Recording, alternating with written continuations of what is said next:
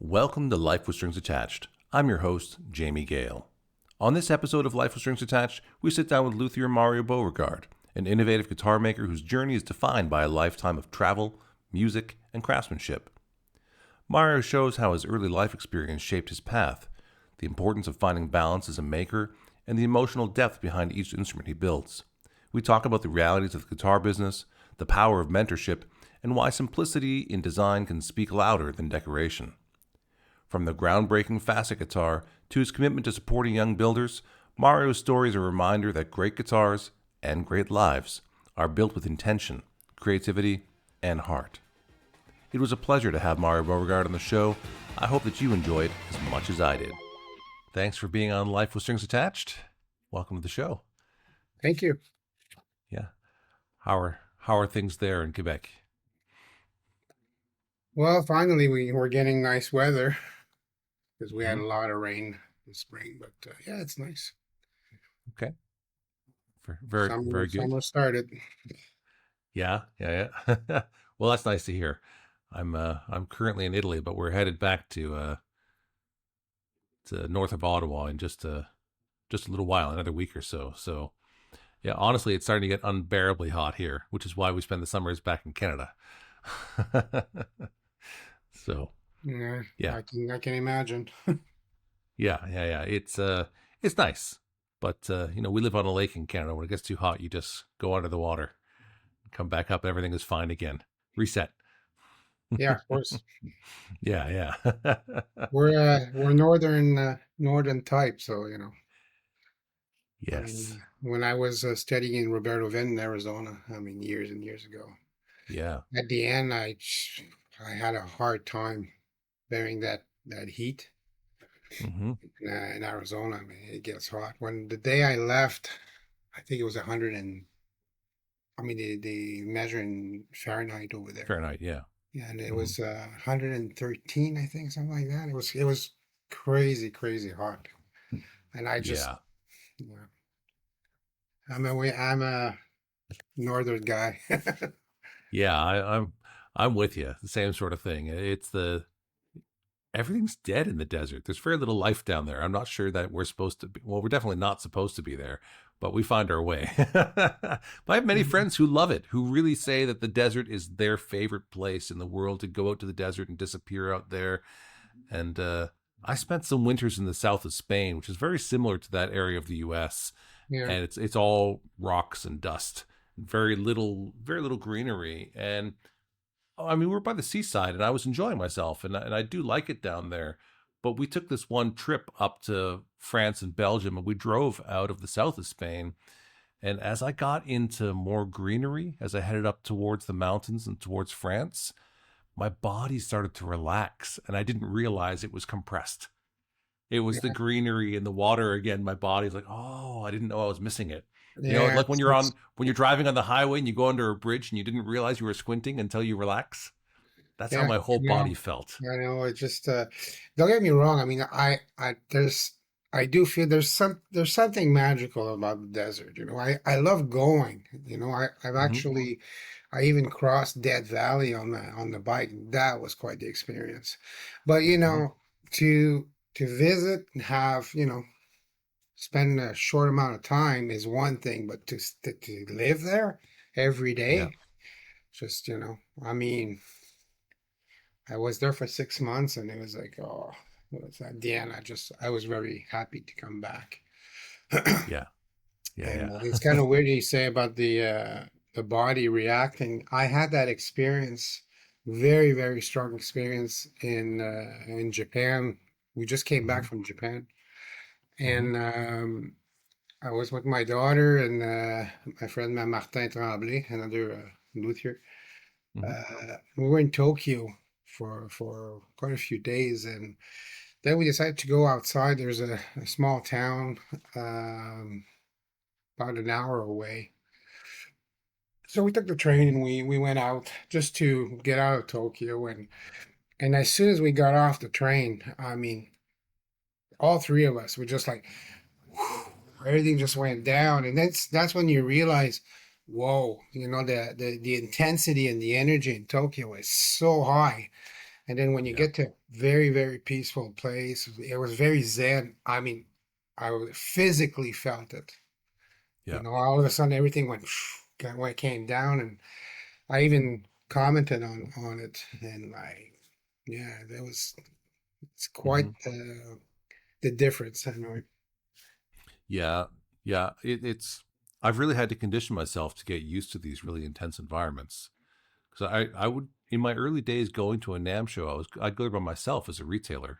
I had a small shop in the early years. Eventually I brought someone else with me, but I would go through, like, I wouldn't say I'd totally get depressed, but I would start to feel very, very lonely and isolated in a room with 100,000 people, which is a very strange feeling to be surrounded by people, but to start to feel very, very separate. And, I remember the first time coming up out of the subway in New York City, it was for a bass player live event. And I got out of the subway and I said, what the hell am I doing here? There's just Yeah. so much going on. And I've come to love New York City. I enjoy my time there, but it was not a natural thing for me. I've trained myself.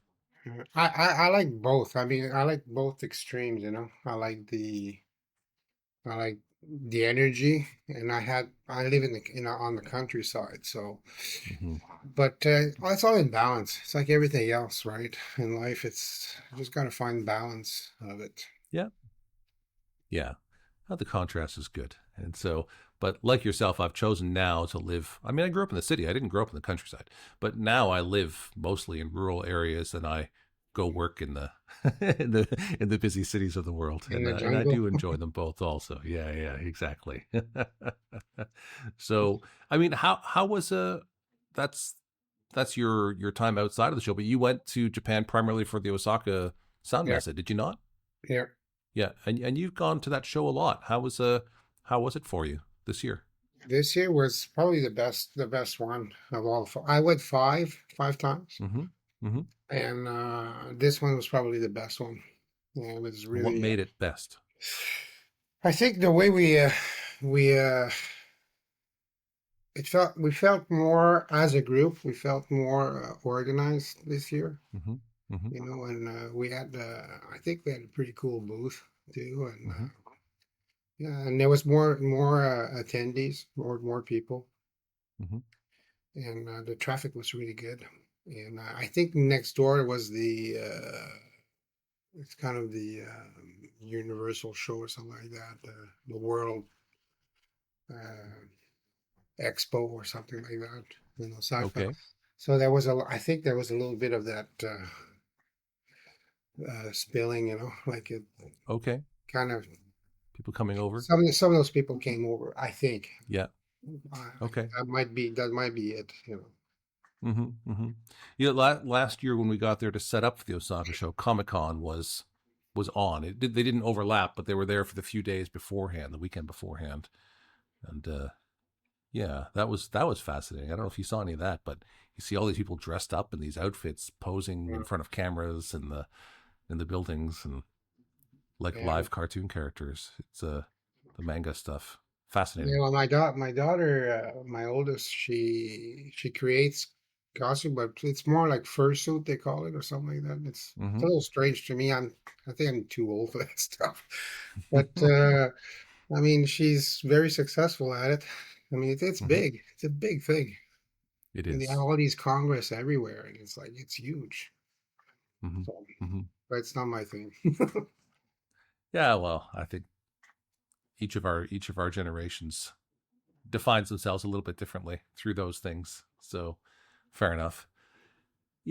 Mario, if it's okay with you, I always like to get a little bit of backstory, and there's things that I know from our previous conversations and such, but just to bring our listeners on board, can we talk a little bit about just the basics of your background, sort of where you're from, where you were born, what it was like sort of growing up, just those moments that if those moments didn't happen, that maybe you'd be a very different person today. And so as an example, people ask how I travel so much all the time and don't I miss home?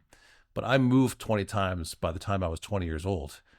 I went to two different schools a year for many years of my schooling.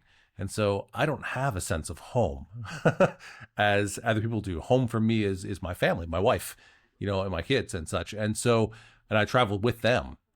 And so that makes me a part of who I am and what we do today. And so could you take us sort of back in your history, and we'll just sort of touch on those important parts of what makes Mario Beauregard? Where were you born? When and where? Well, I was born in Montreal, Hmm. and so I kind of grew up in two cities, like Montreal, and then we moved to the Ottawa area, which most of my family comes from. Hmm. Um, so I did my high school in Ottawa. Well, Hmm. in Gatineau, actually, Yeah, just no. across the Hmm. bridge. Uh, but most of my family lives. My dad's side, they live in Ottawa. My mom's side lived in on the Quebec side, Hmm. and yeah, I grew up there, and life started changing quite a bit for me when I was about 13, I think. Because sadly, my mother and sister passed away in a car accident when I was about 13. So, Oh, wow. and my father was always working. He was always gone. He was always working. So I kind of I did have to take care of myself. I mean, my dad was there. I mean, I don't want to I don't want to portray like my dad was not there. But Sure. yeah, I had a lot of alone time. I was listening to a lot of music, so I was actually even a loner, and that's why I didn't play hockey or whatever. I knew how to play hockey and everything, but I didn't, I wasn't part of teams or whatever. I actually I was a cyclist when I was a kid, Hmm. and which was a very unique sport at the time. It wasn't as popular as it is today, Hmm. Hmm. and it's a very individual event. So I was Hmm. kind of always gravitating around things that I was by myself. Hmm. So Hmm. and then I left When here. was this, Mario? When? Sorry, you didn't Oh, say I what was year you were born. around. I was 15, 16. I was a junior. Yeah, but what year were you born? So I was born in '66. in 66. Yeah, Okay, so we're talking around 1980-ish, late yeah, 70s, early yeah, 80s, around this time. yeah, something like that. Yeah. Okay. Early '80s. Yeah. Hmm. So then I left home at about 17, I think, Hmm. and I started traveling because I was starting to touch my a little bit of my inheritance from my mom. Hmm. And so I went to Mexico, spent a month and a half in Mexico, Hmm. came went did the Caribbeans. I was doing the Caribbean stuff, and it's kind of weird because back then all my friends were going to Europe. It was a thing. I got to go to France, got to go to France, Hmm. and it's very strange. But even at a young age, I knew I was too young to go there.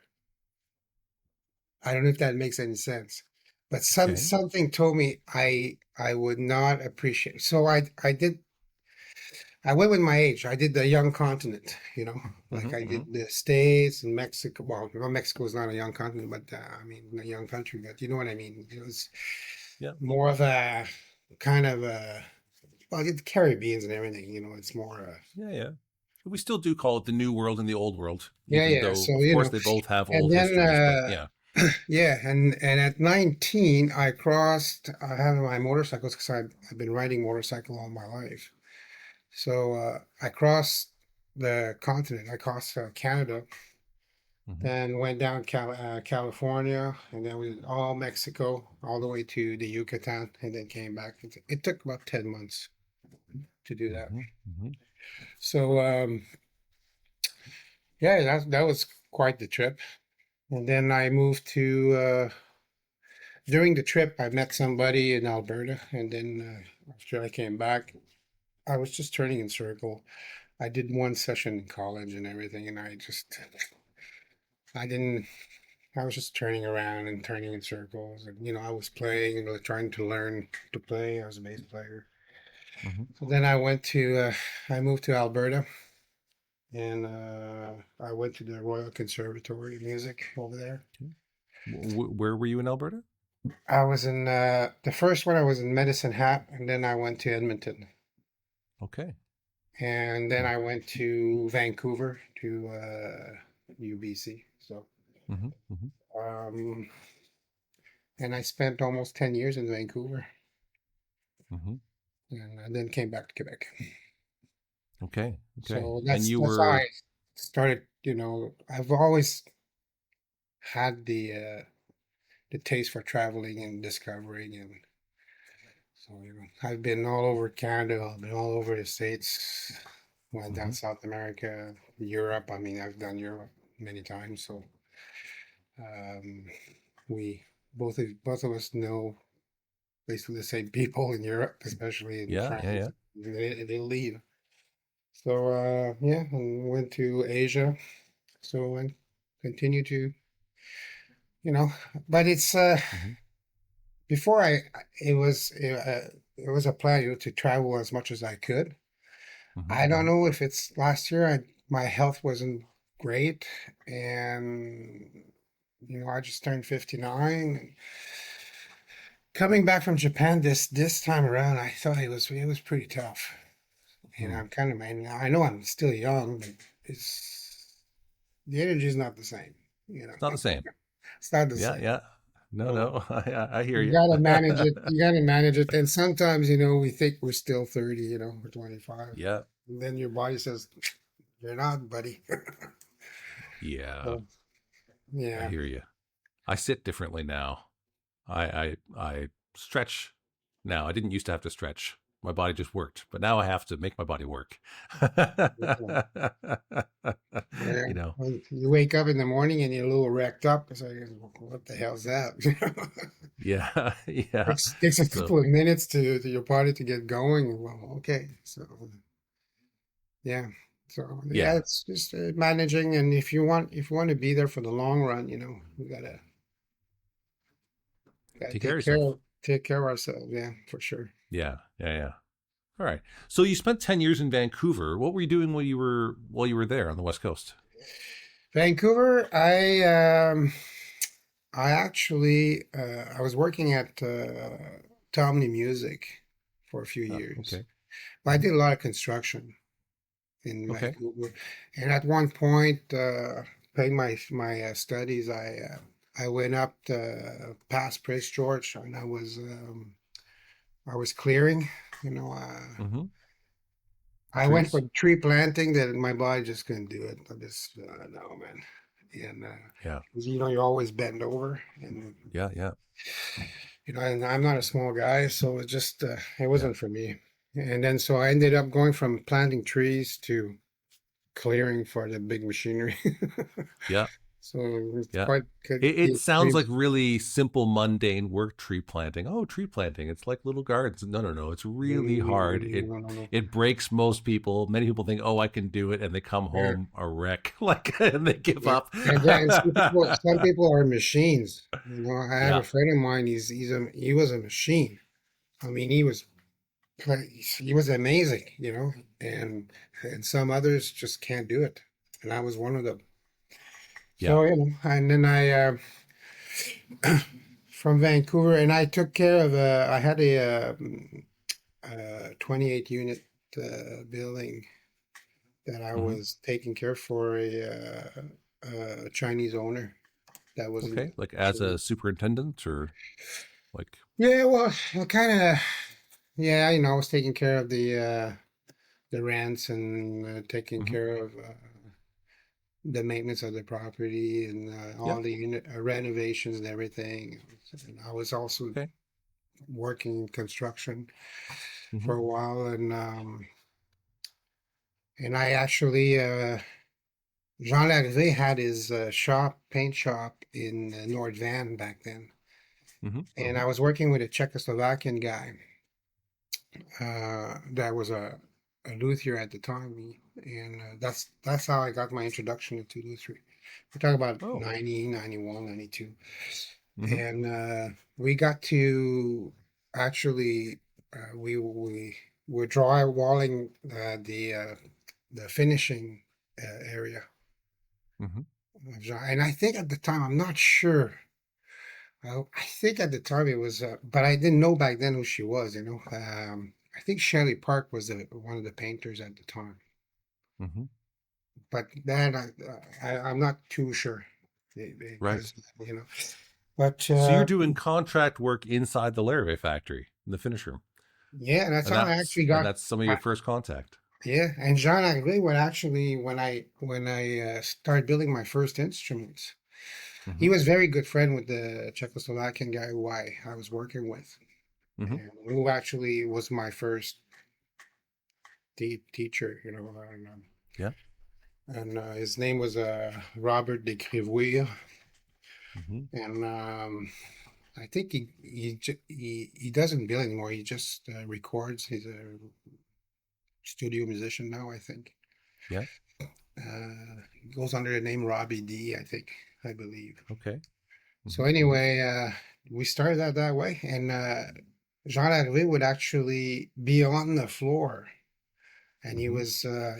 he would spend about an hour with us just talking and giving us pointers, and he would well, we wouldn't be able to sand or use the machinery, but Mm-hmm. his son actually was taking care of preparing parts for us, Mm-hmm. and that was my introduction at the beginning, you know. And then I kept going. I moved back to Quebec, got a grant from the Art Council, went to Roberto Venn, Mm-hmm. where I met Ervin. Came back, Mm-hmm. worked for Er- Godin. Then I Ervin got another Somogyi. grant. Then I Mm-hmm. went, yeah, and then I Mm-hmm. went back to I went to Ervin Somogyi to do my Mm-hmm. apprenticeship, and the rest Yeah. is the rest is history. Fantastic. Well, there's one little bit about you in your history before guitar making, which I think is important, which didn't come up here. Your studies, was that you? Did you study bass guitar? Am I remembering correctly? Yeah, Did you? yeah, You went to school as a performance degree yeah, for bass guitar. Is that yeah, correct? yeah, And that was probably jazz, I presume. yeah. The Well, Yeah, the yeah, conservatory at the beginning was classical. yes. It was double I, bass, but and yeah, you stayed in the classical no, um, no. Then academy. I went to Grant McEwen in Edmonton, Hmm. the jazz program. Okay, all right. And so, I think it's an interesting part of your history. It's fascinating to me because actually many of the most famous bass makers are not bass players; they're all guitar players. Sheldon Dingwall, Roger Sadowski, Michael Tobias, they're all guitar players, and they're most famous for basses. And then there's actually a few bass players like yourself who end up becoming known for guitars, not bass guitars. And I think that's a fascinating, I mean, it kind of Well, means I nothing, but do, it's interesting. I do have, but I do have I don't know if a viewpoint on that. I might be Hmm. completely wrong, whatever, but I kind of wonder if, well, first of all, I think there's two things about that. Hmm.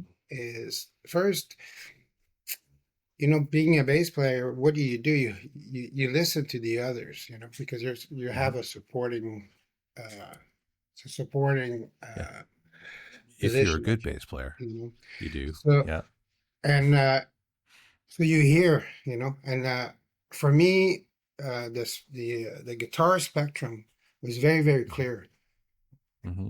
Always been very clear. So there's that, and I think there's also the second one. I think is for me. I started making bass, but when you're a bass player, it becomes too personal. So you actually end up Hmm. making an instrument for you, Hmm. you know. Hmm. And I think you lose a little bit of that objectivity, of that stepping back. As a guitar maker, I mean, I can play a little bit of guitar and everything, but see, as a guitar maker, I'm like more of a like like not only the creator, but the engineer and the technician, and So I have it's like the best one of the quote I've heard, and I thought it was really cool, is like an F1 engineer is not necessarily the pilot. you know. Mm-hmm. So Yeah. that's, I think there's a little bit of both of that, in it. Yeah. I know that Sheldon Dingwall just visited you a week or so ago, I Yeah, think. yeah, we went out And for and dinner, and yeah, he's a great guy. yeah. And Sheldon has a similar viewpoint actually, because Sheldon's a guitar player, and he feels like his guitars were he probably influenced his guitars too much, whereas the basses he had to rely on the bass players and to really listen to them and build it for them. Kind of like what you just said in the opposite direction. And so Yeah, you and Sheldon have similar perspective on that. yeah. Well, we've known Sheldon and I. We've known each other for a long time. Hmm. I mean, talk about perseverance and hard work, and I tip my hat to that guy. I mean, we all hard workers, and I mean, if we weren't persever, if we weren't pursue and continue Yes. not quitting, we wouldn't be here talking, So I Right. think it's a very important aspect of a guitar maker, to Yeah. The stay for the perseverance. long run. You have to go through because there's some rough patches, we all know. Yes. And when the wave comes by, you surf it.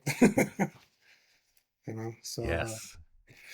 yeah, but Yeah. I'm in a very, I really like the where I'm at right now, like the Hmm. position that I'm at, and I like the pace that I kind of enforced on myself, because Hmm. at the beginning I didn't have a life. That's all I did: work, work, work, work, work. Yeah. So I decided I do 1 year at a time now, Hmm. for orders, Yeah. and because I think having 3, 4, 5, some people have 6 years ahead. It's like it's insanity. That's Hmm. insanity, and it's. I don't like that pressure, you know. I've had a lot of guitar players express that to me. I mean, theoretically, you shouldn't have any more pressure just because it's on the schedule. The people 6 years from now are not expecting to get their guitar tomorrow. They're No, expecting to get I it know six that, years from now. but there's but always still, something. you live with the knowledge somehow.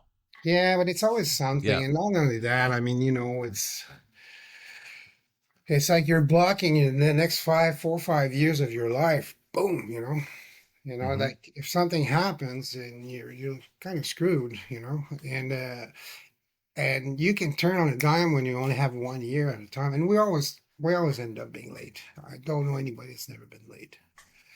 Hmm. So because we're working with an organic material, and there's all kinds of, I mean, there's so many things that can go wrong. And Hmm. and the later of the build, when things go wrong and you have to step back, that's the worst. Sure. It takes forever. So, and then what happens, I found that, I'll just say talk for myself, but Yeah. Yeah. what I experienced personally is that when I did have the 3, 4 years, you might be late 1, 2, maybe even 3 months sometimes, That's Hmm. but there's a domino effect. That one Sure. month late at the end of your 5 years, 4 years, that turns into a year. Another year. Yeah. It's somehow I don't it has a domino effect, and it just compounds, Yeah. and Hmm. then you always feel like you're running to catch up, Yeah. and it's really hard. That way, when I have 1 year and I'm late, Hmm. like last year, I had some health issue, so I Hmm. wasn't not productive as much. So I ended up there's like 2 or 3 clients that I ended up being late, Hmm. and so what I did, I mean, they understood. They were very gracious, and it turned out really nice. Everything turned out Yeah. great, but uh, that's when I actually practiced the way of thinking that I'm trying to impose on myself, is that I stop if I get late. If there's a screw up, I Hmm. don't take any orders for the following year, because I Hmm. usually open my books around Hmm. September, October. That's when I take my orders. But Hmm. if I get to that time and I'm late, I don't Hmm. take any orders at all. until I get at square one. Hmm. You know, so Hmm. once I establish, you know, I recuperated being late, then Yeah. I will start taking orders. So Yeah, it's fascinating, how to manage it because many guitar makers they all deal with the same issue. I mean, if you have a demand, that is, you're dealing with the same issue. So people have to want it for at least a year or more worth of your guitars, which most of the people I have worked with do have that circumstance. Most of your peers, have that circumstance, and really, it's a matter of prediction and adjusting your predictions for the future. It's a prediction error, really. And I've met so many people that make certain assumptions and they create these stresses because of the assumptions they're making. So I was working with a company that was doing a few hundred instruments a year, and we were talking about this, and they were saying, "Oh, we're behind, we're behind." But you're always behind. We're always. How can we always be behind? We have to make adjustments, and then you're no longer behind, right? So either if you can't catch up, then you're expecting that you do more than you can actually do. You have to adjust to what you actually do. And I asked how many instruments they're making. They said, "Oh, we make 20 instruments a month." I said, "Do you?" I said, "Yeah." "Okay, let's go count your invoices for last year." They said, "What?" I said, "It's on your computer, right?" "Yeah." "How long is it going to take us to count 240 invoices or 200 invoices?" "It's not so much. We'll count 200 invoices." And it turns out they had never made 20 instruments a month. They had never gone past basically 17.5. And I said, but the problem is they kept making the promises on the idea that they were making 20 instruments every month.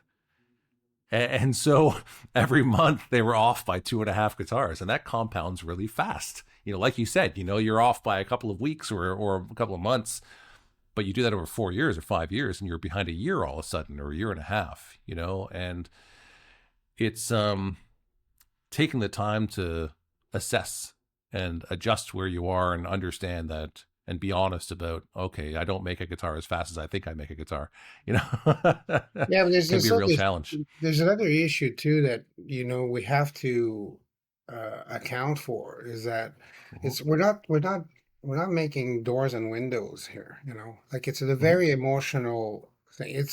It takes a lot out of us. You know, I mean, we put Yep. all ourselves into it, so there's a Hmm. lot of emotion involved in this all these Craft. steps, you know, all these craft Yeah, yeah. and um, so you do have to account that emotion part of it. You know, some days you're not maybe you know you're not into. That's why I try to if I don't feel it. Let's say if I have to carve braces or carve with Hmm. backward top or whatever, and I don't feel it. I'm not in the zone. Then Hmm. I'll do the no brainers. You know, like Hmm. prepare necks, prepare end blocks, neck blocks, bend Yeah. some sides. You know, bend some sides always brings me back, always Very grounds me. mechanical kind of stuff. Yeah. Yeah, but there's something about bending, especially in the morning. You know, while having your Hmm. coffee and you bend. I have all I had all this stuff. You know, to bend my sides. Yeah. Like I don't jigs. use them. I don't use them. I Put still it on the bend. iron. Yeah, because it's that's the positive when you adjust like when I did my 1 year idea, you know, Hmm. Hmm. I had to sit down and say, what do you want? What is it that you want? Hmm. You know, and it's not just, you know, we say, oh, we want to be happy and everything. Happiness is one thing, but it's like it's peace, you know, it's really Hmm. peace and balance.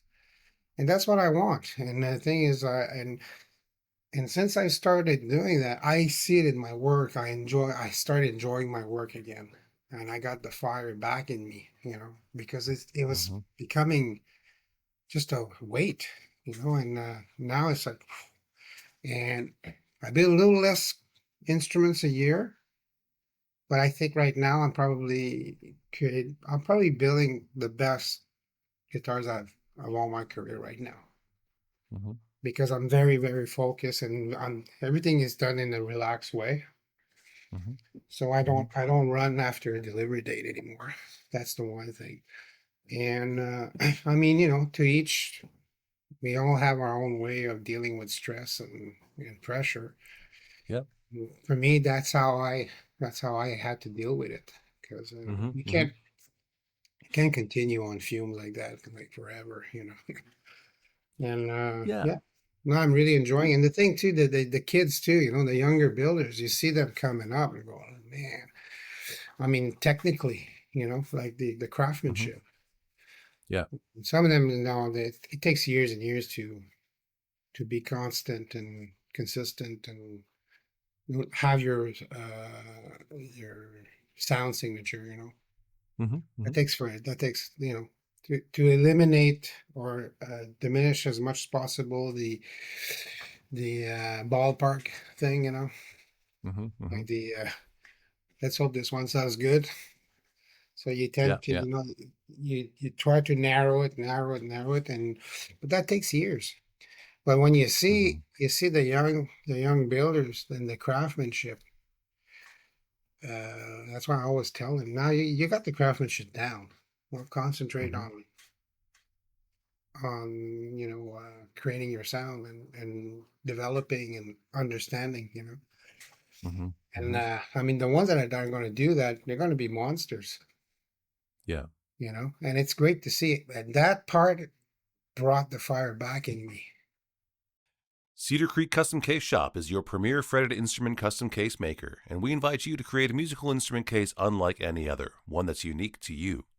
Every Cedar Creek custom case is hand built by highly skilled craftspeople using only select woods, Providence Forge hardware, and premium instrument friendly materials. At Cedar Creek Custom Case Shop, we are dedicated to helping you design the case of your dreams. Find out more at cedarcreekcases.com. Are you serious about the business of guitar? Then you need to join us on Patreon. We're building a future where guitar makers are able to live prosperous lives making instruments that inspire the musical experience, which helps to create a more beautiful world. Where others who are passionate about the guitar can thrive, those who help in the promotion and resale, trade shows, writing of books and articles are supported as a valuable part of the community.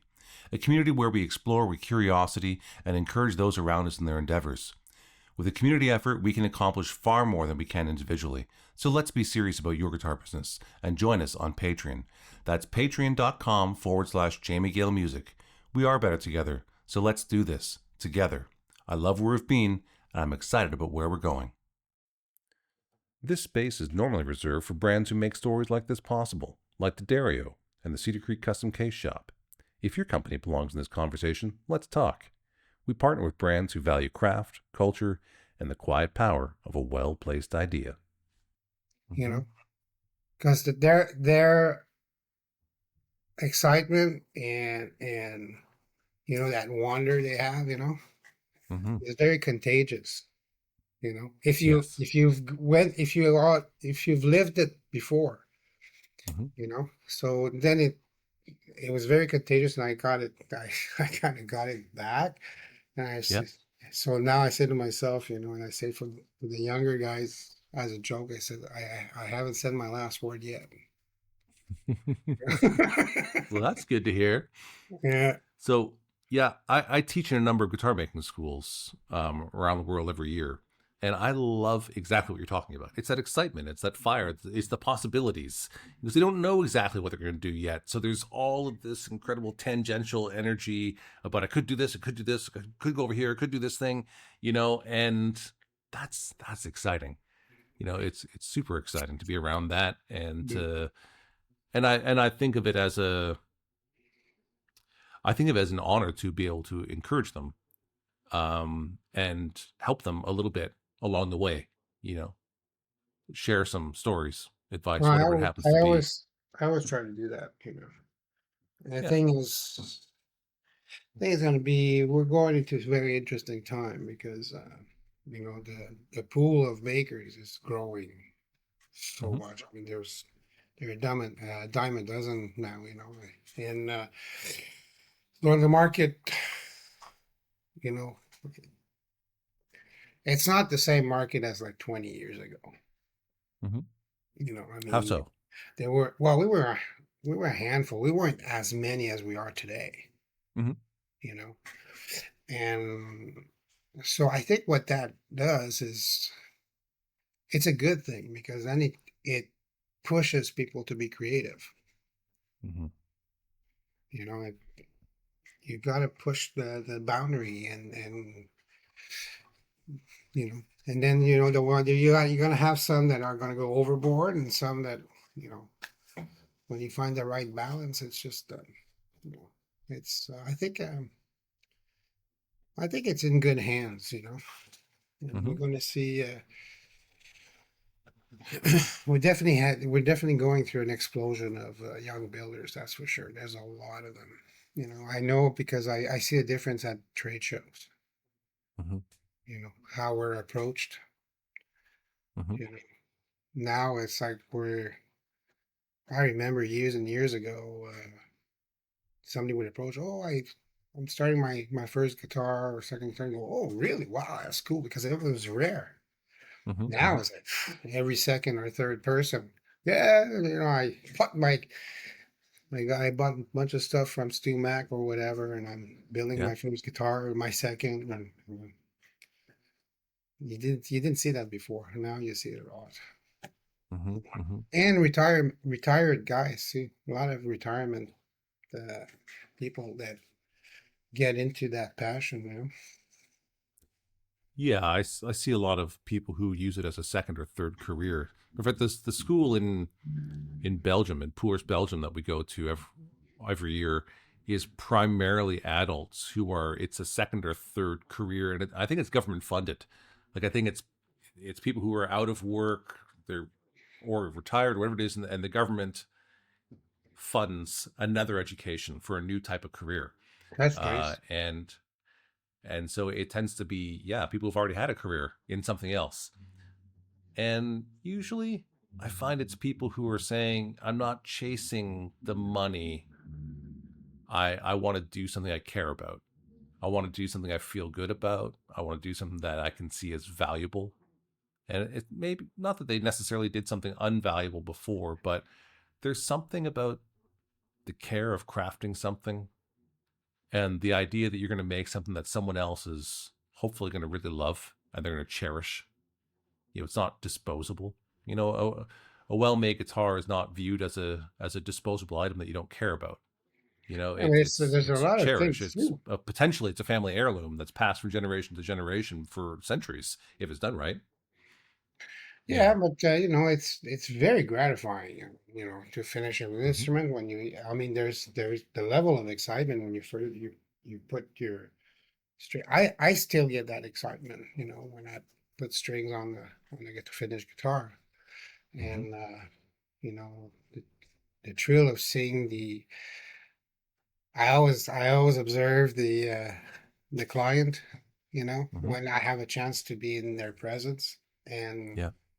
it's such a kick to see their reaction, and they can't hide it, Hmm. so hopefully you hope that it's the positive one. Yeah, but of course. but yeah, I mean, it's a satisfaction. It's very gratifying, and um it's very addictive too. Once you get into it, you get Hmm. into as soon as you get into the rabbit hole, man, it's like and then you see all the possibility. It's a never-ending story, and also, you create happiness, you know, like you have clients that might have only a couple of hours a week chance of, finding a downtime just to play a little bit. But that Hmm. 1 hour or 2 hours is theirs, and it creates them a sense of either euphoria or happiness or whatever. And Yeah. that's amazing when you think about it, because you create a tool that will make a player happy. I mean, gives them moments of happiness, and some Hmm. it is a tool for earning their living, but it Yeah. affects everybody around them too. You know, Hmm. Hmm.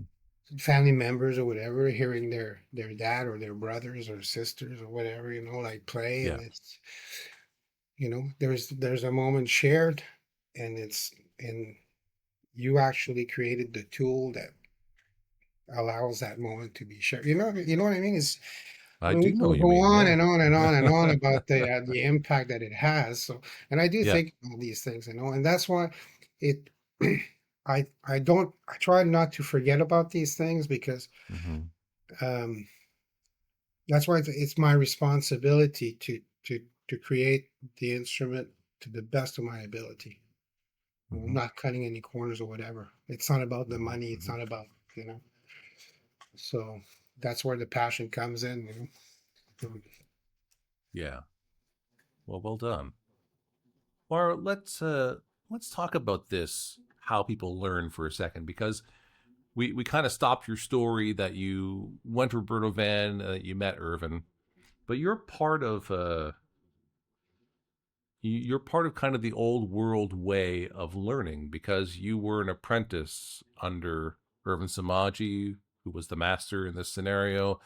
And then you've gone on to take on a number of apprentices also.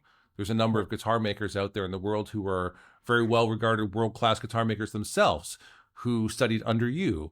And some of them have taken on apprentices and so on and so forth. And so would you mind just telling a bit of that story? So you went from BC and you moved back to Quebec, and I believe there was maybe a Quebec Arts Council Yeah, funding that got you down to Roberto Van. Is that correct? yeah, Why don't we pick up from there? Just tell us a little bit about that, and then your experience there, and how you moved to Samaji, and then what you took from that and passed on.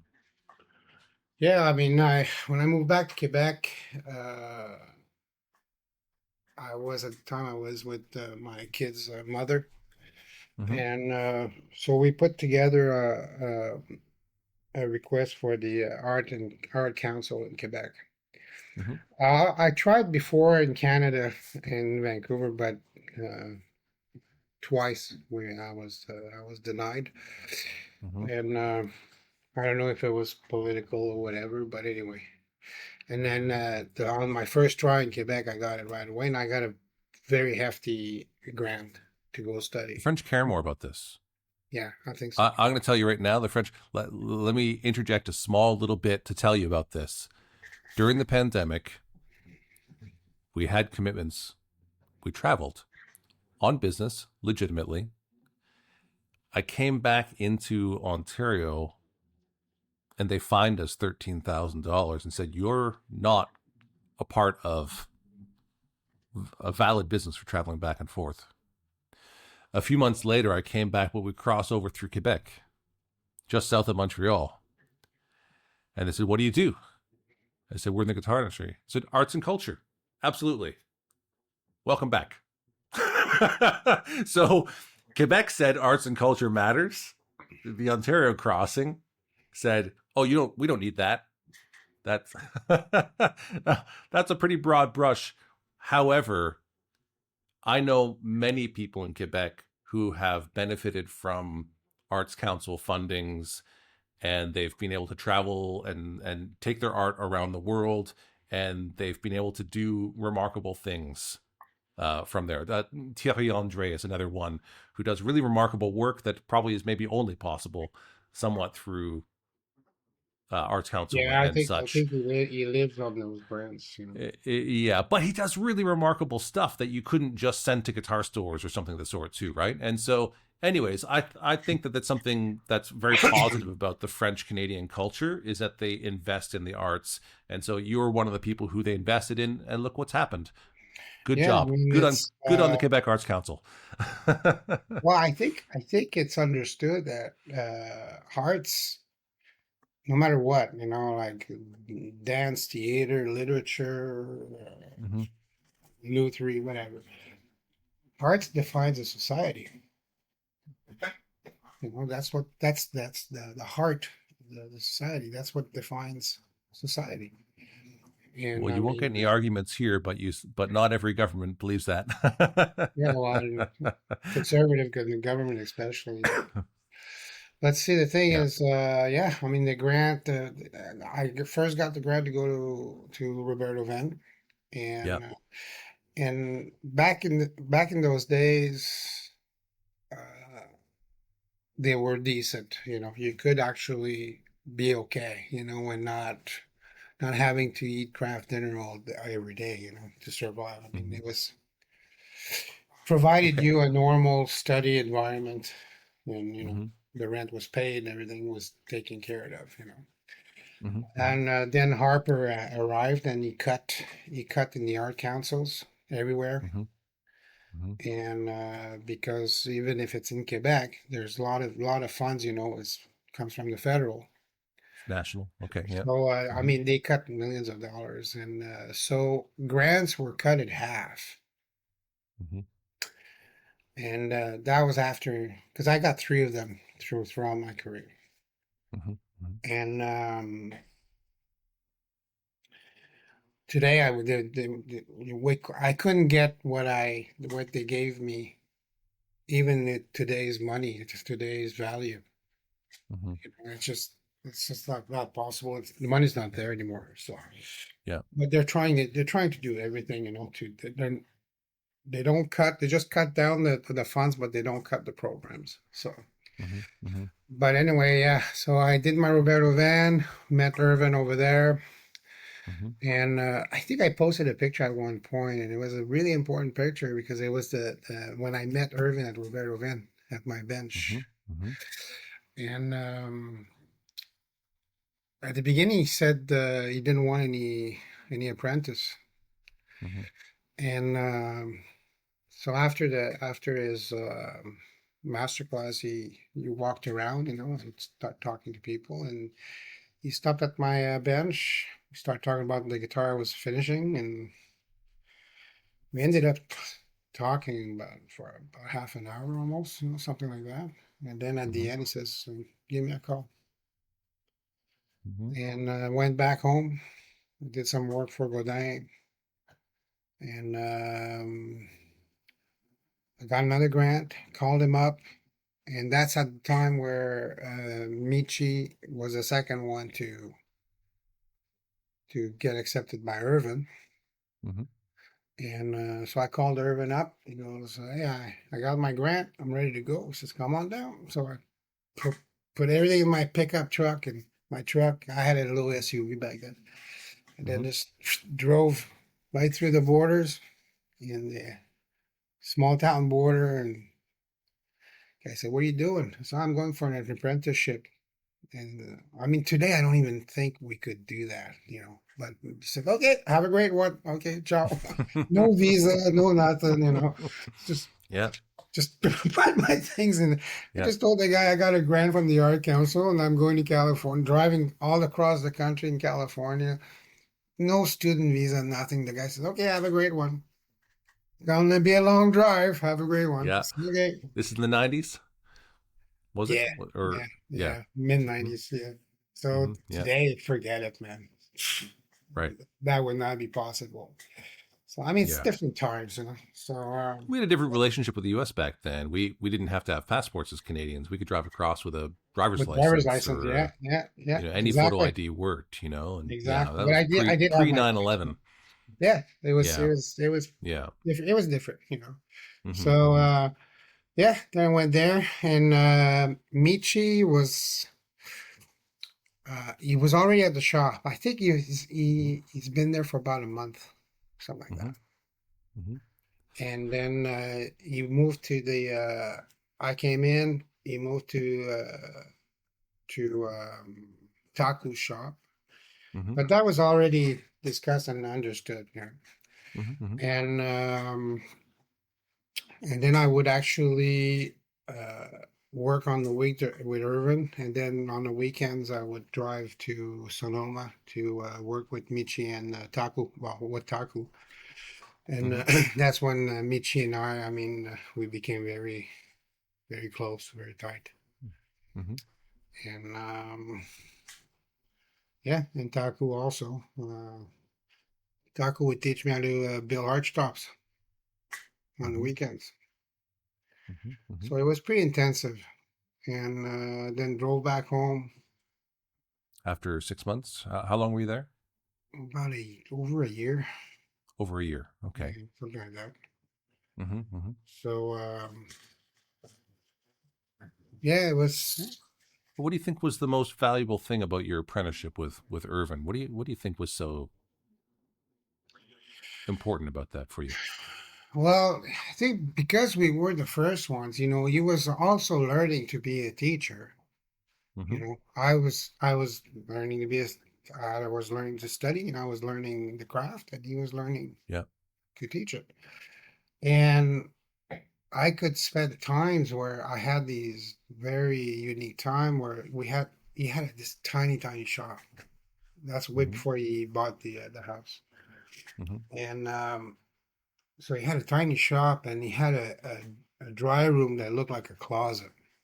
Mm-hmm. That's where he would voice his stuff, and I would sit right next to him, just watch him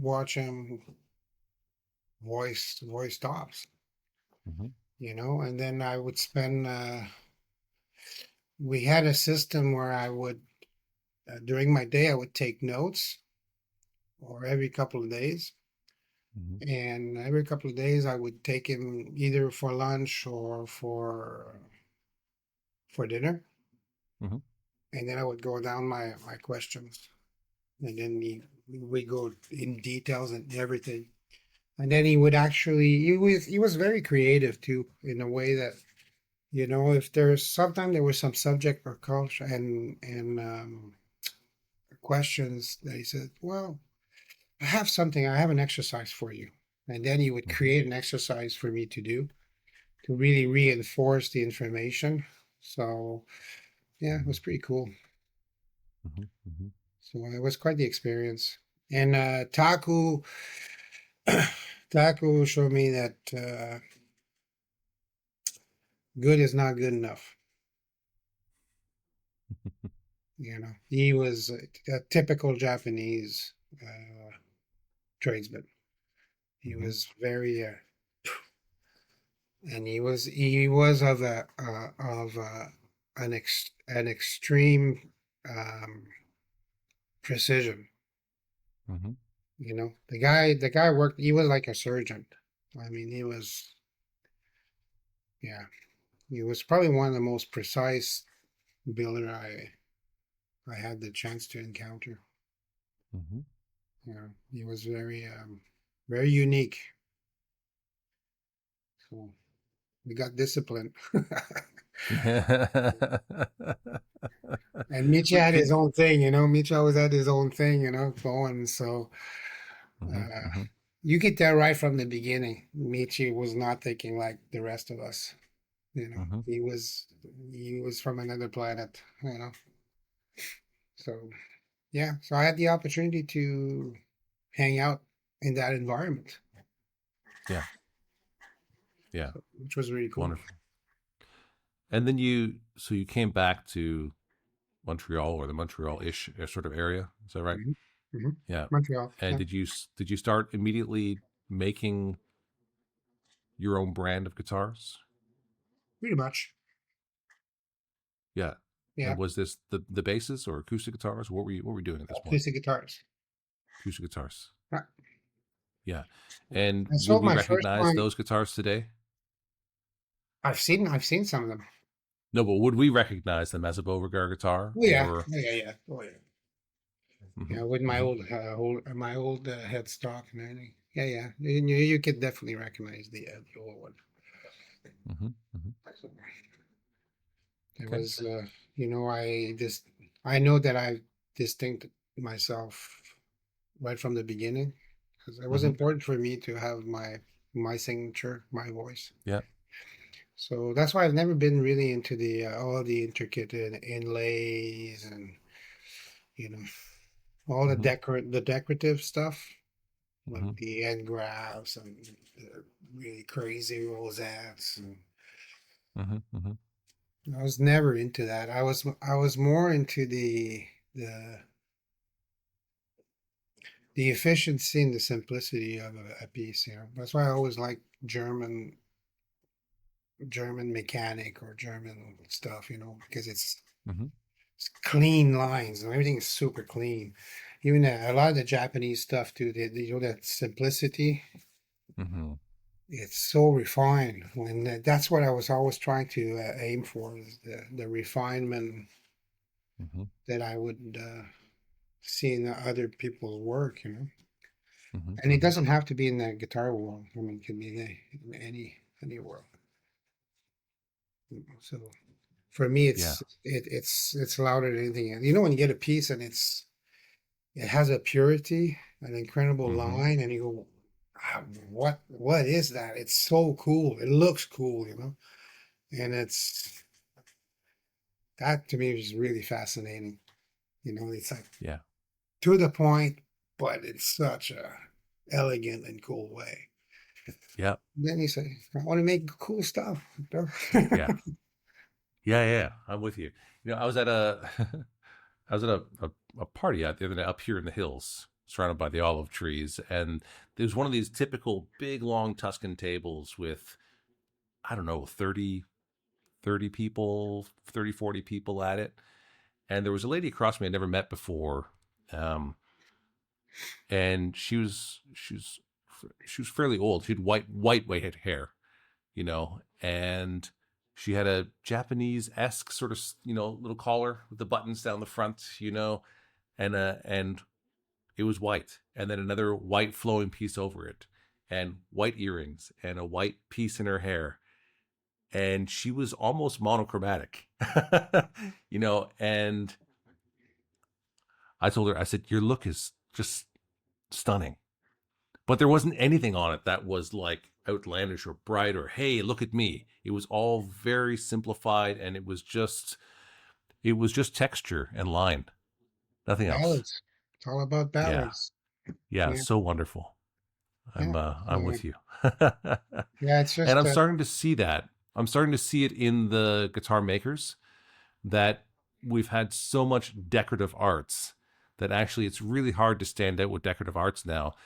And I'm seeing the counter swing where, well, people like Dion James, where it's like it's about almost no decoration and it's just about clean line, and he's almost doesn't even have a rosette.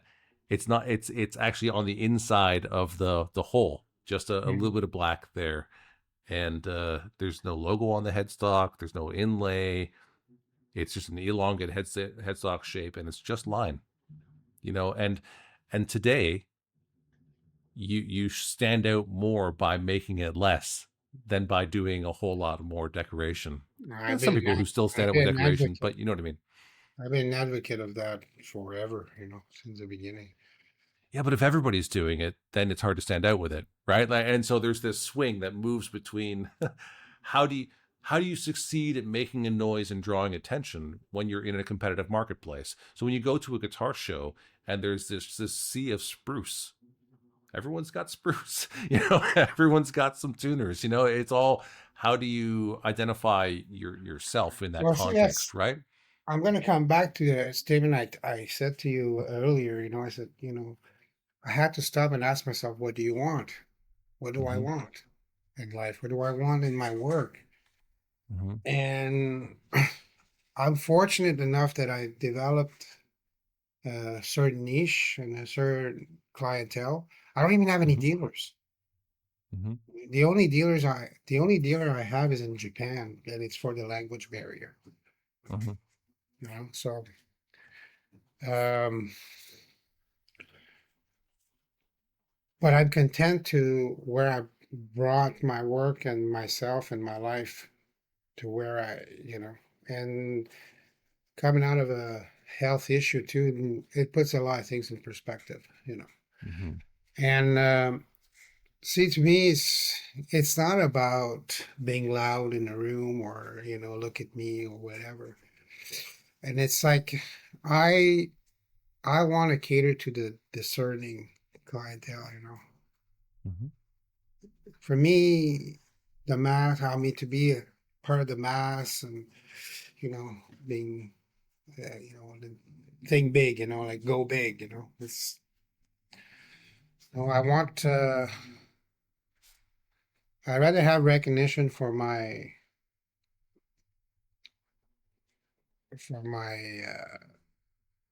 taste and sense of lines and you design and my sound, Mm-hmm. most importantly, my sound and playability. Mm-hmm. So I get very discerning clients, you know, that I did. they're not. It's not their first rodeo.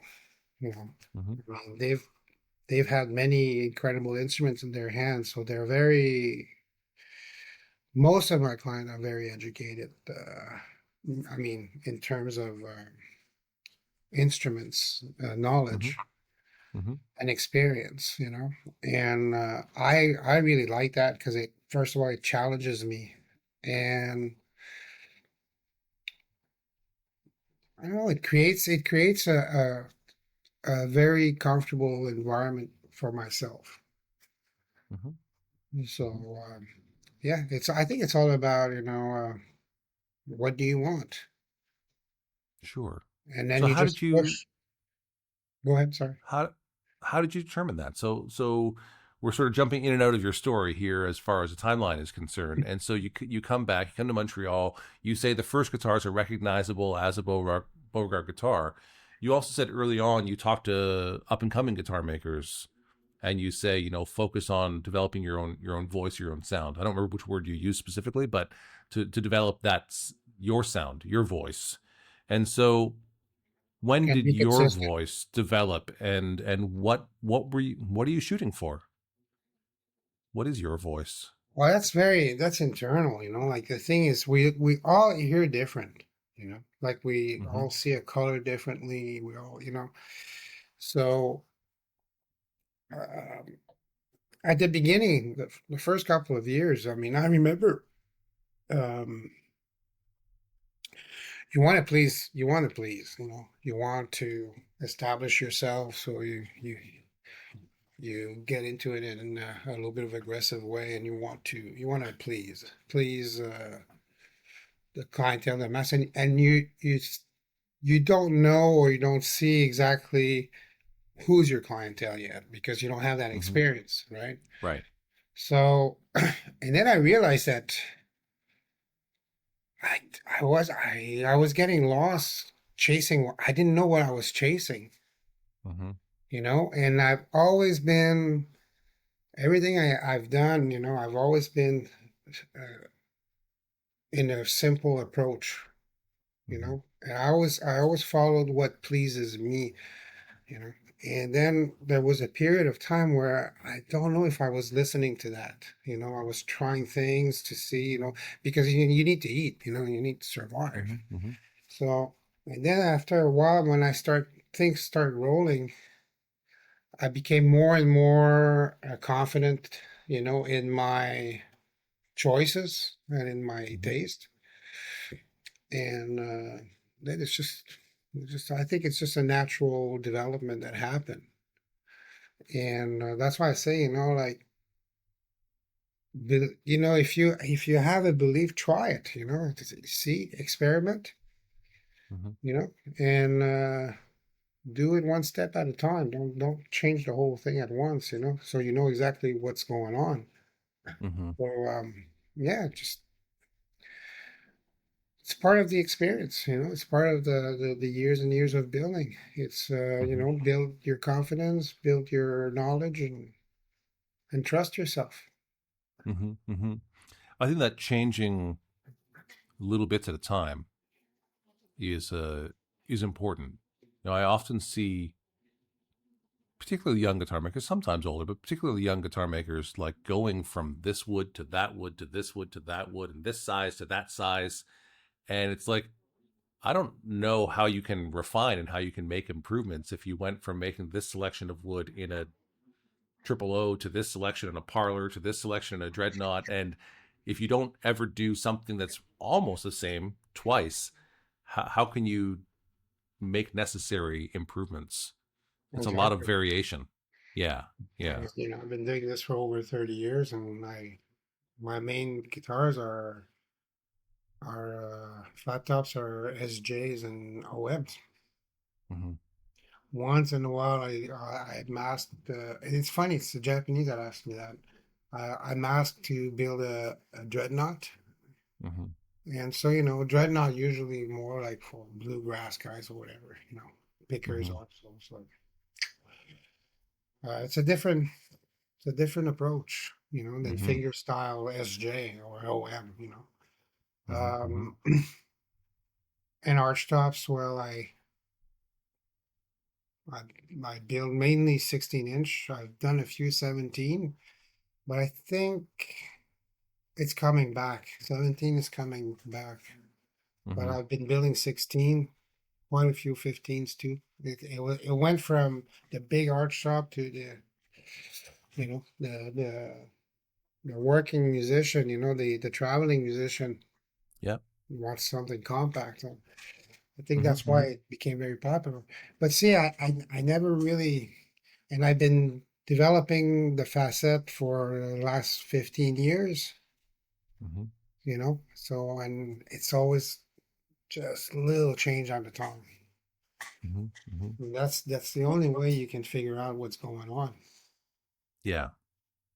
Let's talk about that guitar for a second, because I have no idea what proportion of guitars you're making as far as flat stops or arch tops are concerned and such, It's but half and half. certainly it's a half and half. Okay, but That's certainly it. when you see a collage of pictures of guitars, when you see a facet arch top, you know immediately that's Beauregard. You know that's probably your most identifiable guitar, like by picture form. Yeah. Is that fair to say? Yep. Yeah. And so, can you tell me how that guitar came to be? I mean, why is it made that way, and what was the thinking that helped you arrive at that point? Okay, well, that was my third grant that I received. Mm-hmm. Um, I had a long time friend since my college year, like my conservatory year. Mm-hmm. His name was Mario Lamar, and he's a quartet builder, violin, cello, Mm-hmm. double bass mainly.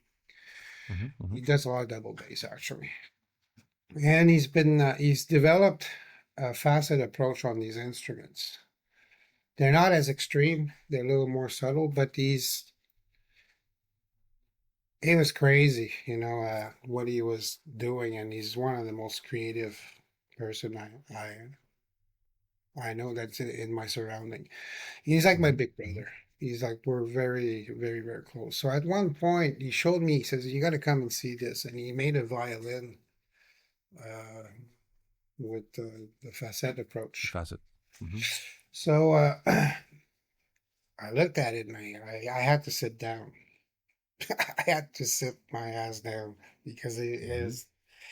I was overwhelmed with emotion when he gave me that violin in my hands, and I told him, I says, "You should build a guitar, an arch top that way. Because Mm-hmm. guitar is not my thing. So why don't Mm-hmm. you build it?" And it Mm-hmm. started like Mm-hmm. that, and then the approach is completely different because it's just even the visual is not the same anymore. Like we've changed. I've Mm-hmm. changed that quite a bit over the years. But Mm-hmm. like on my first one, was more similar to Mario's take. Mm-hmm. So we said, why don't we get a grant and build it together for the Montreal show? Mm-hmm. And he says, well, we didn't build it together, but you know what? He came to my shop a couple of times, and then he showed me a basic approach, how he does it, and then we started talking about the whole concept, the whole idea, Mm-hmm. of it, and then it went off like that, and then he applied for. We did But what is the concept that you talked the about? What concept is is the like concept of it? basically it's like it's you can play a lot with the thickness without um, without affecting the it's not to the detriment of the structural The structure integrity. structure, yeah. Yeah. So Yeah. because you look at even the one I made 15 years ago, Mm-hmm. there's no sink, no deformity at all, Mm-hmm. and it's like it's carved from the outside and the inside follows, so the Yeah. whole plate goes like this. So, Mm-hmm. and it was based actually on, if you look at closely at the lines of a maple leaf, you will see these Yeah. patterns. You will see these patterns, and it's Mm-hmm. very Mm-hmm. strong, but it's very light. Mm-hmm. So it actually allows me to create. very vibrant and it's very interesting acoustically Hmm. because it's like best example I've always said, you take a sheet of metal, like the side of a door of a hood of a car. It's just a sheet of metal, Hmm. and then you Yeah. you, you flip it like this. It's flimsy, right? Yeah. So when you put a pleat in the center, it's Right. exponential. It's Yes. the strength of it. It's similar. It's typical. It's that similar approach, but it's done in also in an artistic way. But it mimics nature. It Hmm. mimics Hmm. the leaf of a maple leaf. Cedar Creek Custom Case Shop is your premier fretted instrument custom case maker, and we invite you to create a musical instrument case unlike any other, one that's unique to you. Every Cedar Creek custom case is hand built by highly skilled craftspeople using only select woods, Providence Forge hardware, and premium instrument friendly materials. At Cedar Creek Custom Case Shop, we are dedicated to helping you design the case of your dreams. Find out more at cedarcreekcases.com. Are you serious about the business of guitar? Then you need to join us on Patreon. We're building a future where guitar makers are able to live prosperous lives making instruments that inspire the musical experience, which helps to create a more beautiful world. Where others who are passionate about the guitar can thrive, those who help in the promotion and resale, trade shows, writing of books and articles are supported as a valuable part of the community. A community where we explore with curiosity and encourage those around us in their endeavors. With a community effort, we can accomplish far more than we can individually. So let's be serious about your guitar business and join us on Patreon. That's patreon.com/Jamie Gale Music. We are better together, so let's do this together. I love where we've been, and I'm excited about where we're going. This space is normally reserved for brands who make stories like this possible, like the Dario and the Cedar Creek Custom Case Shop. If your company belongs in this conversation, let's talk. We partner with brands who value craft, culture, and the quiet power of a well-placed idea. and uh, and then there's a special bracing system that from the first one was similar to what Mario was doing in his instruments, but Mm-hmm. after number two, because it wasn't working properly, there was a couple of things I had to change because it's okay, great for with a bow, for a Mm-hmm. bowed instrument, Yeah, but a yeah, pizzicato instrument like a guitar, or whatever, it's a different thing. sure. Yeah. So I had to make some adjustment, and I've always done adjustment, and the way the peaks, the height of the peaks, the depth, the type of carving, and everything Mm-hmm. evolved that over time. And every time I like the blue one I just finished for the collection, I was so proud to show it to Mario, and Mario was just he says, "Man, you're on your own planet now." It's like and he was really really proud of where I took the Yeah, initial idea. So I mean, the development belongs to me, but the initial the the seed spark. Mm-hmm. is I give it to Mario. Mm-hmm. I Mm-hmm. mean, it's And did he continue to develop them on the bowed instruments? Is he also still making faceted instruments or well, not? the thing that we because we talk a lot, quite a bit. He's always, of course, Mm-hmm. he's always, but the palette is basically the same, but Mm-hmm. you will do like he did one that I was really blown away. He did one. It's almost like a little chip carving. So it looks like Okay. a hammered metal, Yeah, yeah.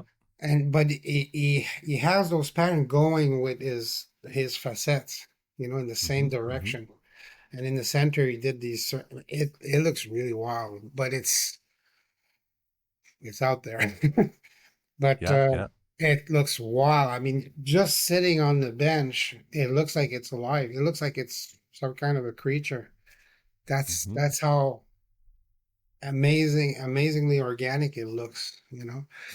So Mm-hmm. yeah, it's quite the but we do share quite a few things, and I've been doing the pin tailpiece from the beginning, which Mm-hmm. I've learned that from Taku, Mm-hmm. and that too, I developed my own systems. Yeah. And then I found out that I think Ken Parker was doing it since the 70s, I think, late 70s. He was doing that Mm-hmm. pin. Uh, Yeah. and but it actually comes from the viol de Mm-hmm. gamba, and Yes. it used to be a square pin. Yeah. And I find that I love the result of that pin. It's just Mm-hmm. it's directly mounted directly into the end The block. tail block. Yeah. Yeah. So it has a different resonance. You tap on it, and you hear Yeah. the resonance. So and he's been developing something similar for his instruments, Mm-hmm. but he's very well known for he was the inventor of you can unmount the neck of a double bass and put it back Mm-hmm. on for traveling. Mm-hmm. Mm-hmm. And his thing is really amazing, but there's so many people that copy that design, but Yeah. he was the designer of that. The originator. Yeah. Yeah. Yeah. You know that when you're talking about the viola da gamba and the square peg, I think if I'm remembering correctly, uh, the Pagelli archtop, the Masari, has that square peg Yeah, like bridge mount also. yeah, yeah. That Yeah. was Yeah. Yeah. Yeah. centuries ago. Yeah. Yeah. Yeah, Exactly. I mean, So we don't reinvent the wheel. no, I mean, there's there's new possibilities, new combinations, but yeah, it's really hard to come up with a completely new idea, isn't it? Yeah. Well, Yeah. then it's not So. it's not it's not a like a violin is a violin. Anything Mm-hmm. outside is not a violin anymore. And I think the guitar is coming to that point where guitar is a guitar. Then the other thing is just a string instrument. That the format is established. Do you know what I mean? You It's think like so? it's like I think the guitar defies this. So tell me more. well, when you see these strange things, it's like it's cool. There's a lot of cool ideas and everything, Mm-hmm. but it's not in a traditional sense. It's not the classic Mm-hmm. sense. It's like, Mm-hmm. and I think at one point, like the violin, it reaches peak of development. Mm-hmm. So that's why they're still making violins like they've been making them for a long time. There's little things Mm-hmm. different, but I mean, generally the structure it's established. Mm-hmm. And it's like a classical guitar. It's established. Mm-hmm. There's the advancement is it's more technical advancement and material advancement that you will see, but it still Mm-hmm. remains that format. You know what I mean? So if you Yeah. have these How things would that you define the format? So for you, when you say it's arrived, what are the defining I don't features think of it's it? arrived yet. I think it's we're on our way. I mean, for the guitars. Mm-hmm. Mm-hmm. So and I think it's time, and it's what's being written for and recorded and all that, and it's established. Mm. So well, the I reason think why people sorry, go ahead. no. Carry on. The reason people what? Well, I think that also, like why Fender and Gibsons and Martin, everything is, I mean, it's you cannot move them out. I mean, it's embedded. It's like Mm-hmm. you know it's because all the music we grew up with were recorded with these instruments. Mm-hmm. That's what we're used to see and hear. You know, most people heroes had those guitars. Mm-hmm. And I think it's part of it, but maybe not all of it, but it's a big part of it. So it's similar to that. It's like it gets to a point where it's established. It's that sound. Yeah, I agree, but I would confine it to a movement, not the instrument. So I think the guitar is the people's instrument, and then it continues to evolve because people continue to evolve. And if we talk about the classical guitar and let's say Torres in 1850-ish, if we can agree that that's the sort of beginning of the modern guitar, which I know is contested. But listen, when I go to guitar making schools around the world, they learn to make a Torres, they learn to make an OM. So Torres wins the day as far as what the established modern guitar is concerned to the beginning of it. But if you go from Torres to 100 years later in 1950, there's 10 or 12 distinct guitars that are still made today. You know, whether it's the classical guitar, the flamenco guitar, the archtop guitar, the amplified archtop guitar, the Hawaiian guitar, the lap steel, the pedal steel, the solid body electric guitar, the resophonic guitar. Yeah, those are all specific. So they're Yeah, specific. they're all specific, and we hear them all, you know. And there's slight variations, but I would even say the gypsy jazz guitar, the Gitane Nouveau, this sort of guitar Of course. is also a very definitive. You play Oh, it differently, yeah, it yeah. responds differently, you make different music with it, and it has its own established songbook and movement. And almost anybody time I see somebody pull out a Selmer McAfee sort of style guitar, it's, you know, I can 99 times out of 100 they're going to play a Django Reinhardt song or something of it, you know.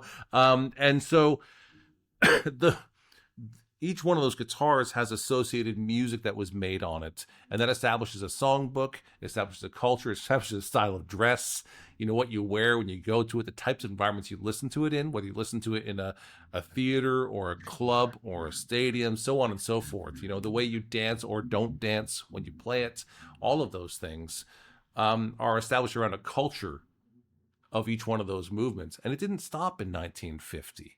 You know, it continued to evolve past that point in time. And there's a point, and I realized this last year, I was asked to come and give a talk at the Fretboard Summit last year in Chicago with Brian Gallup's school. They did an acoustic education area.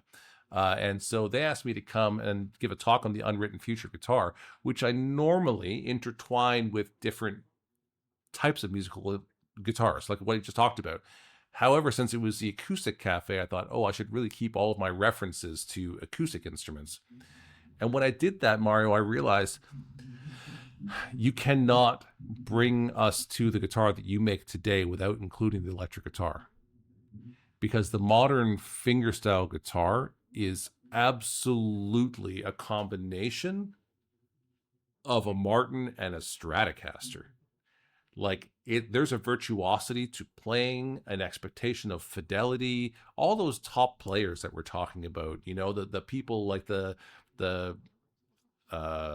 Jesus, the Andy McKees, the Don Rosses, the can't believe I'm forgetting Tommy Emmanuel. These guys were all like serious electric guitar players who moved over to acoustic guitar.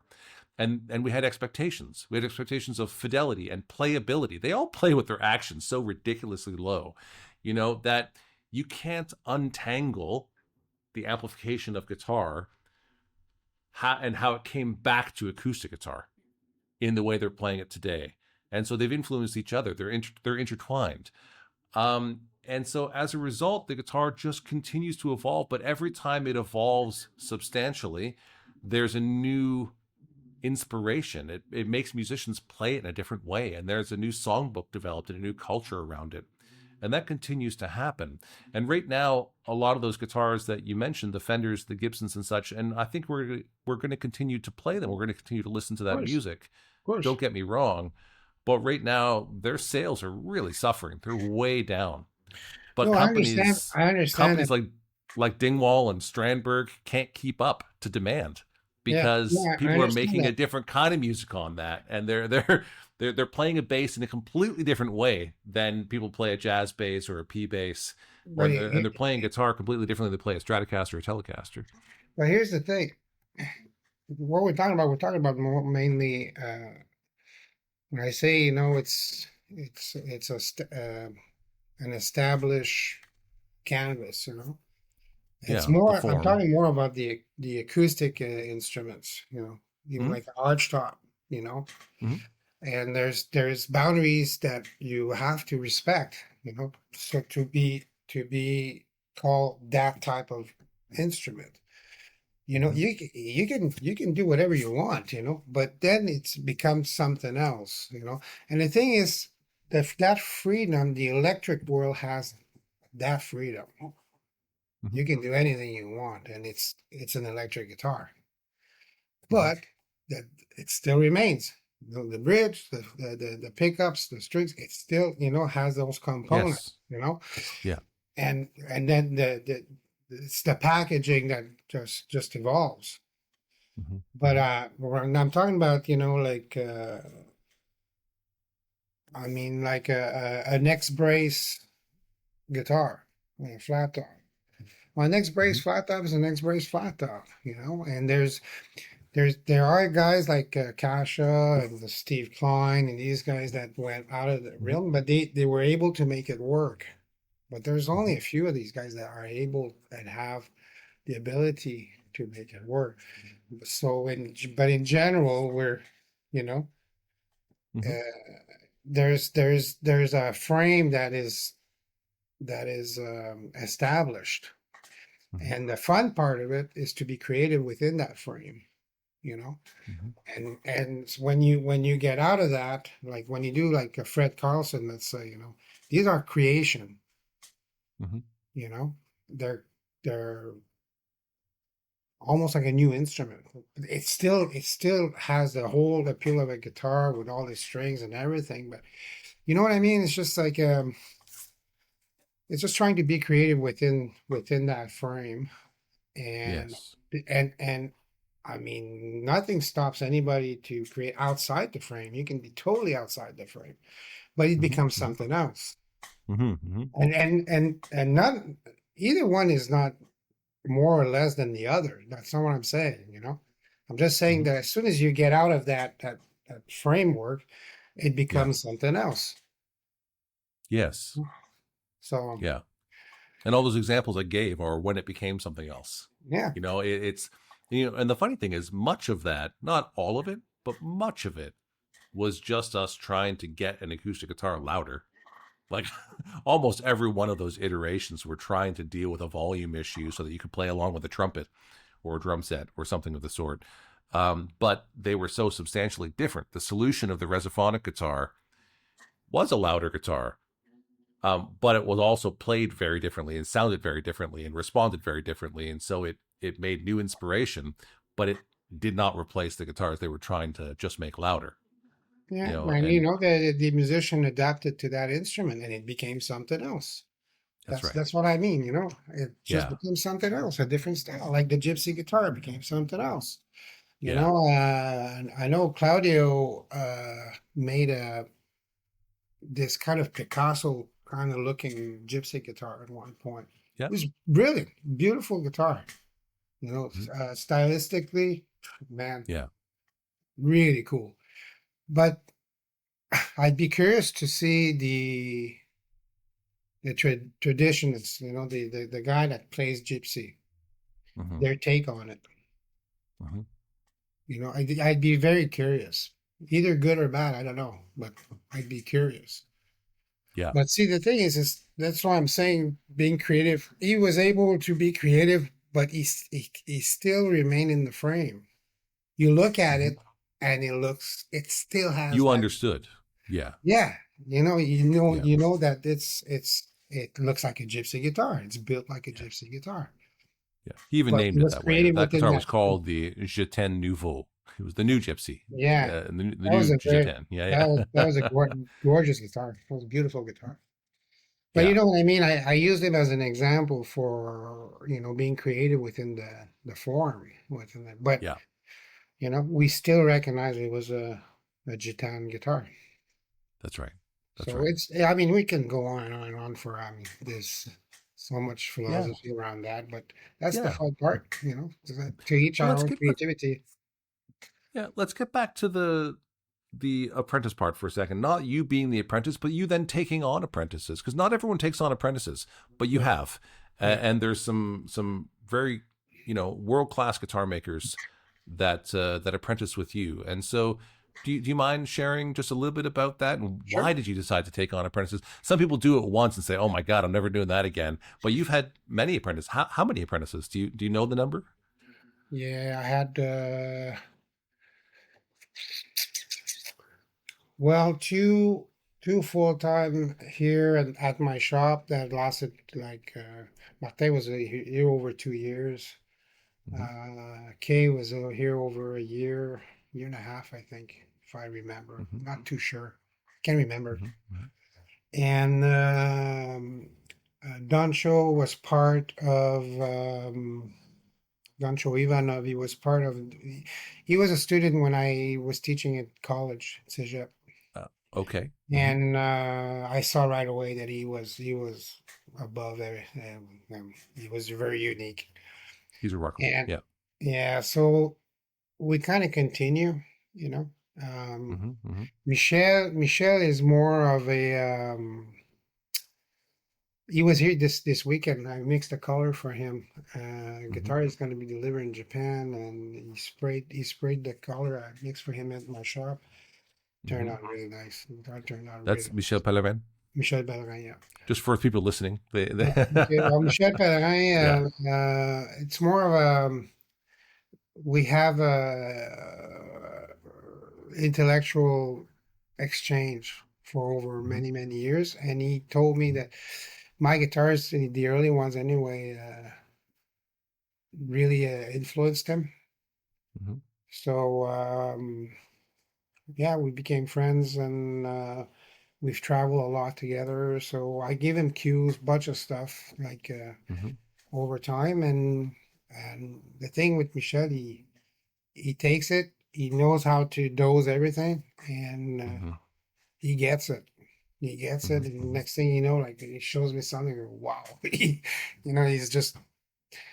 like a sponge, Yeah. Martin was very Martin Tremblay, who is Mm-hmm. specializing in archtop now.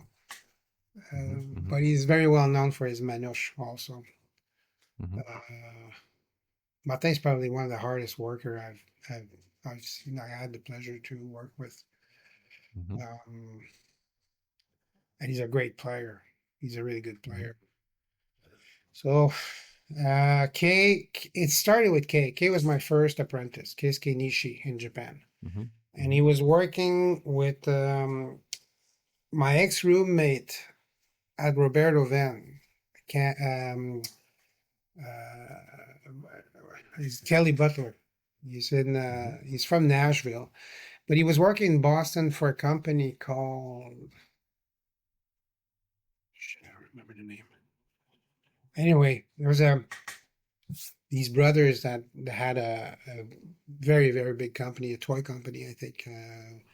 First Act. It was called First Act. First act. Oh, Yeah. okay. So, and they were doing. He was doing like a custom shop thing. I mean, they were like Mm-hmm. guitars. I mean, that you would see at Walmart and stuff like that. Yeah. Yeah. Yeah. But they did a guitar. They wanted to go get serious, so they hired Mm-hmm. Kelly in Boston, Mm-hmm. and he developed this big custom shop. And KSK was hired from Roberto Venn. Mm-hmm. He graduated from Roberto Venn and moved to Boston. Mm-hmm. And there was all these young fellows in Boston, and they were creating some pretty crazy stuff. And they did a lot of guitars for artists like Cheap Trick and people like that. Mm-hmm. Um, so K actually is the one that made the guitar for the Cheap Trick.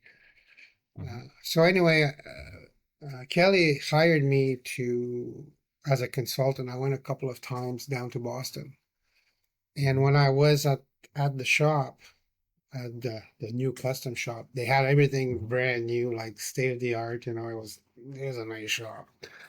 Mm-hmm. I mean, the company had money for sure. So Mm-hmm. that's where I met Keisuke, and Mm-hmm.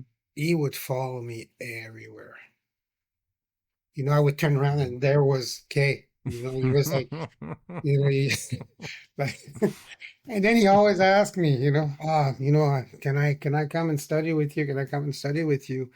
And I think I Mm-hmm. went 3 times, 2 or 3 times, three Mm-hmm. times, I think. Yeah. Mm-hmm. And the first I said, no, no, I'm not interested. I wasn't thinking of, and then Kelly was calling me and saying, man, I think Kay really wants to come up and see you. So I went down second time, and then that's when he was following me everywhere. And on the third visit, I said, "Okay, you can come up." Mm-hmm. And he just drove from Boston up to Montreal, and that's it. That's it. I got him in a little apartment close to my place, and Mm-hmm. yeah, he was very dedicated, and he became top notch. I mean, in Japan, Yeah. he's part of the big honchos now. Mm-hmm. Yeah, Mm-hmm. he's done extremely well. Yeah. You know, Yeah. so He made a guitar at the final Woodstock guitar show that to me was the guitar that stood out for me at that show. That was really, huh? really, really remarkable piece. Yeah. Yeah. Not that I Yeah, played every guitar at the show, but I played a lot of guitars at the show. yeah, And it was and really, really something special. he developed his own style too, which I'm very proud of. Yes. He's really good. And Mm-hmm. Mm-hmm. I had a visit a good friend of mine in Italy from Luca Cesaroni. He came and Mm-hmm. spent a couple of months here, a month and a half, I think. Mm-hmm. I mean, I'm not really good with time frame, so Yeah.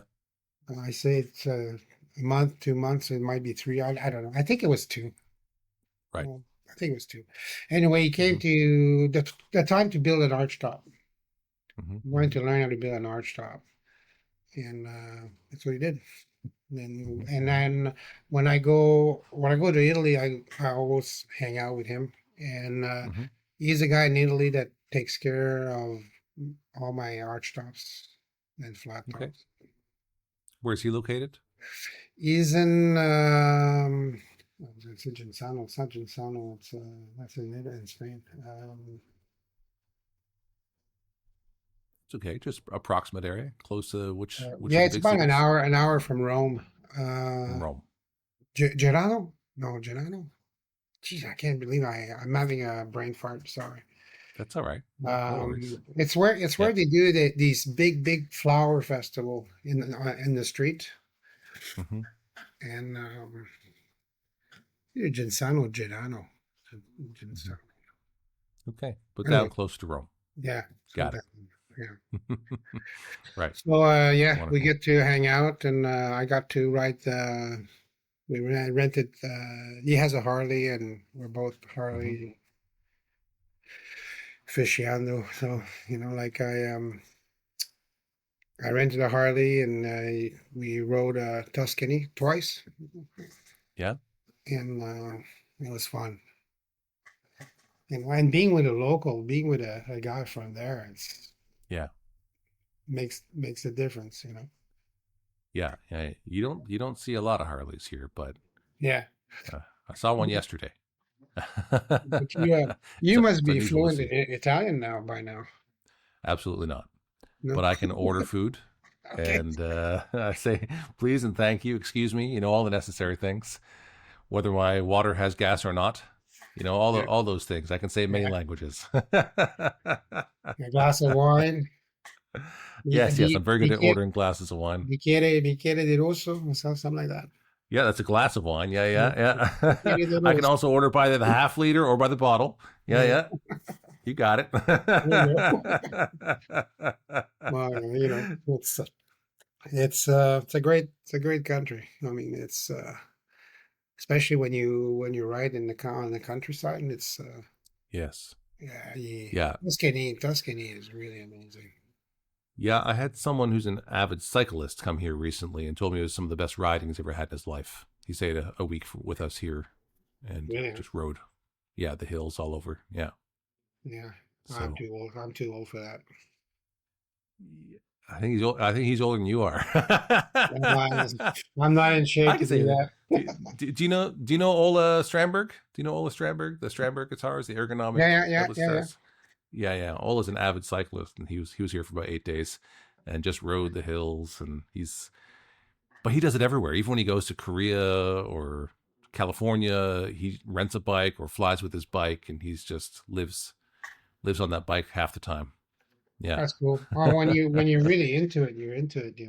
So yeah. Yes. Yeah, but I Yeah. getting the car up the hill is enough for me. I don't, I can't imagine Yeah, riding up no, I'm not in. I'm these not in mountains. shape. I'm not in shape anymore for that kind of stuff. Yeah, I yeah. still have a bike though. I mean, I. It's kind of a shame. I have a full carbon fiber bike. I have Hmm. a Kyoto and a racing bike, but I was riding it for a few years, getting back in shape years ago before the Hmm. pandemic, and Yeah.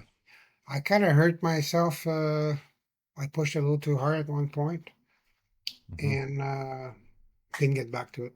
Didn't get back on. Yeah, No, yeah, yeah. It's mostly a young man's game.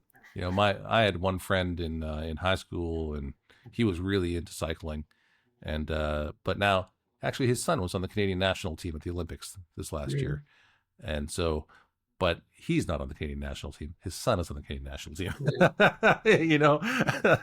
And I think that has a lot to do with the fact that that's a young man's game, to do Yeah. those things. Yeah, But it's great. I yeah. mean, if you can do it, why not? Yeah, for sure. Well, Mario, as we're coming to the close of our time here, I always like to throw it back to the interviewer and say, is there something, a topic or something you were hoping that we would discuss today that maybe if I were a better interviewer, I might have asked you, you know?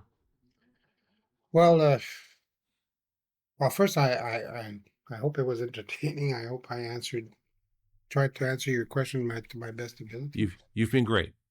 But it just for me, it just for most people listening, is continue to support and encourage the our club, like our community. Hmm. It's not as glorious and poetic as most people think it is. It's hard work, and especially the younger ones that are starting out. You know, Hmm. I encourage people to give them a chance to develop and encourage them. And usually in the process, you can get some really really great deals. Because they're at their beginning of their career. And I Hmm. think Hmm. if somebody doesn't encourage them, you just deprive them of developing. So Hmm. that's the one thing that because I'm at a point now, it's always fragile. It's always you can't sit on your laurels, and you always have to protect your uh, your environment. I mean your work environment. And when I say protect, I mean in a way that you know always keep the best work you can do, Hmm. and try to keep your integrity. But the thing is, now I enjoy. I like the pace that I'm living now, and I'm enjoying it. So, but we're talking about many many years of hard work. And so when I see younger, and the competition is pretty ferocious too. And so when I see these youngsters, especially the ones that are just having their new family, I just saw Loic this weekend because I went to Quebec City to give they're giving a prize under my name now to the graduating student of our choice. Hmm. And Loic, what's his last name? I think you represented him for a while, didn't you? Loic Bob. Oh shit, I can't remember. I'm so sorry about the names. I really apologize That's for okay. Loic. But anyway, Loic, every time I see him, I mean, he has fun just showing me the guitar, and every time it's Hmm. like boom, boom, boom, boom. Bordewick, I think his name is. Hmm. Anyway, Hmm. um, his work is really getting better, and he just got a young a toddler, his Yes. first kid and everything. And he's at the beginning of his career, and his work is really stunning. And Yeah. so, when you find these young builders, especially starting their career and everything, they need the support, Hmm. And I encourage them not to at least give a chance, and don't not snobbing them because they're young and newbie. Sure. I Hmm. went through Hmm. that when I was younger, I was snobbed Hmm. because I was young. Well, I was in my Yeah. 30s, but you know what I Hmm. mean? It's Hmm. just like, yeah, you just try to, Give them a chance. Okay. support Thank you. support support the young community. Make sure that we keep that community healthy. Hmm. Hmm. That's my Yeah. message. Okay. Well, thank you, Mario. Yeah. Just before we wrap things up here, Mario and I are going to talk just for another 2 or 3 minutes on the business of guitar. But we do that behind a paywall, frankly, so we can talk openly about behind the scenes stuff that the public shouldn't necessarily hear. But if you are in the business of guitar and you want to hear what Mario and I have to say on guitar business, head on over to patreon.com/the business of guitar. Again, that's patreon.com/business of guitar. And we'll carry on the conversation there for another few minutes. Mario, thank you so much for being on Life with Strings Attached. I appreciate you dedicating the time and sharing your story with us. I've enjoyed a conversation. So Thank thank you you. very much. Thank you for having me. All right. We'll say goodbye for now. Ciao. Yeah. You've been listening to Life with Strings Attached. If today's conversation meant something to you, consider passing it on. These stories find their place through the people who share them. A new episode comes out every Friday, right here, wherever you're listening. I'm Jamie Gale, and thanks for listening to Life with Strings Attached.